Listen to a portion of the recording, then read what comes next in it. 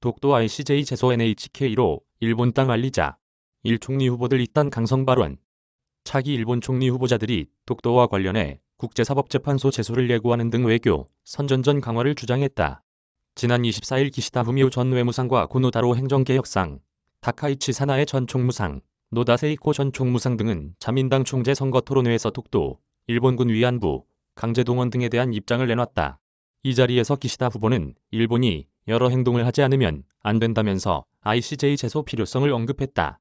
그는 ICJ 제소를 몇 번인가 시도한 적 있지만 상대국이 응하지 않아 재판으론 가지 않았다며 이런 행동도 확실히 계속해야 한다고 주장했다. 고노 후보는 독도와 관련해 영토의식을 국내에서 높이는 것과 동시에 일본 주장을 확실히 국제사회에 발신하는 것이 중요하다며 정보전에서 지면 싸움에서 이길 수 없어 정보전에 대해 확실히 해야 한다고 주장했다. 그러면서 일본뿐만 아니라 세계를 향해 정보를 발신해야 한다고 강조했다. 다카이치 전 총무상은 한국이 독도의 구조물을 더 만들지 못하게 하겠다고 말했다.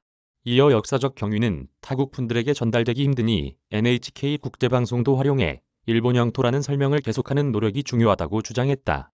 그러나 일본 정부는 현재 한국이 실효 지배 중인 독도에 추가 구조물을 설치하는 것을 막을 방법이 없다.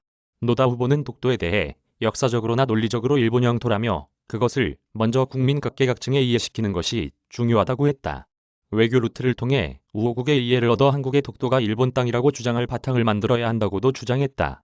일본의 ICJ 언급은 외교전 속셈. 우리 정부는 ICJ의 강제 관할권을 인정하지 않고 있다. 일본이 일방적으로 제소해도 재판으로 이어지진 않는다. 다만 일본이 제소 시 국제 여론전을 펼칠 우려가 있다. 국내 재판은 원고가 소송을 제기하면 피고는 재판에 응해야 하지만 국제 재판은 원고와 피고의 쌍방 동의가 없으면 재판이 성립하지 않는다. 일본이 독도 문제를 ICJ를 계속 언급하는 이유는 독도가 분쟁 지역이라는 인상을 국제사회에 심어놓으려는 속셈이다.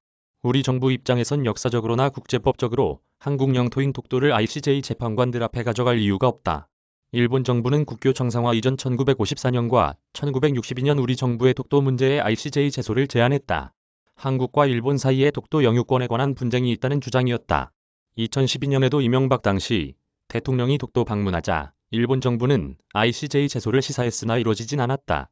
임소연 기자 이메일 주소. 저작권자 돈이 보이는 리얼타임 뉴스 머니투데이.